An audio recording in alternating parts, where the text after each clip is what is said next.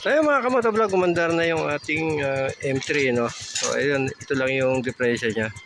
So pinalitan natin. So ito yung original niya, pinalitan natin na replacement.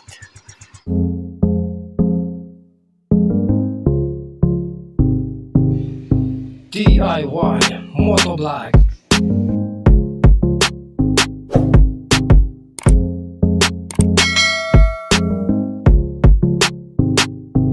So ayun mga kamotovlog, no, sa mga naka M3 dyan, o MIUI 125, kapag yung starter ninyo ay nagloko at ay tumigil na kaandar, gana lang ng gana yung starter nyo. So ang problema niya na itong starter relay na blue at white na yan, no? Palitan nyo lang ng replacement at gagana na uli yung inyong MIUI 125. So ayun mga kamotovlog, no, ito yung M3 natin, yung MIUI 125 natin ay bigla na lang nagloko yung starter relay. So ito yung dito nakakabit yung starter relay nito.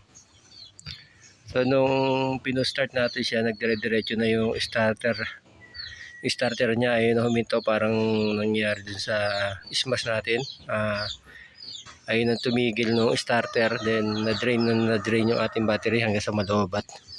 So ayun, pinull charge na natin yung battery natin. Check natin kung may karga. Kaya may karga naman, 12.1 volts. Then bumili tayo ng replacement ng starter relay. Ito yung nakakabit, yung original. Tinanggal na natin. So ito yung pinalit natin, oh. Ipapalit natin. So magaan siya kumpara dito. So testingin natin kung gagana siya, kasi pag ito binalik natin, mag-aano lang to, gagana yung starter nya, hindi siya tumitigil. So ito, testingin natin itong bago na to. So salpak lang natin mga kamotovlog.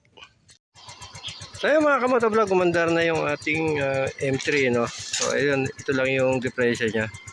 So pinalitan natin. So ito yung original nya, pinalitan natin na replacement. So nagkakalaga lang siya ng 100 plus sa online, no? Para makita nyo yung presyo nito sa online, no, mga kamotovlog. So yun mga kamotovlog, no, kailangan pagka babay kayo ng malayo, no, mag-long ride kayo, check nyo yung starter relay nyo, yung spark plug, para iwas aberya. Dahil kapag ang starter relay na nasira ng mga motovlog, hindi nyo na mapapandar ang inyong motor mga kamotovlog. So yun, ride safe mga kamotovlog. Hanggang dito na lang yung ating video. Bye bye.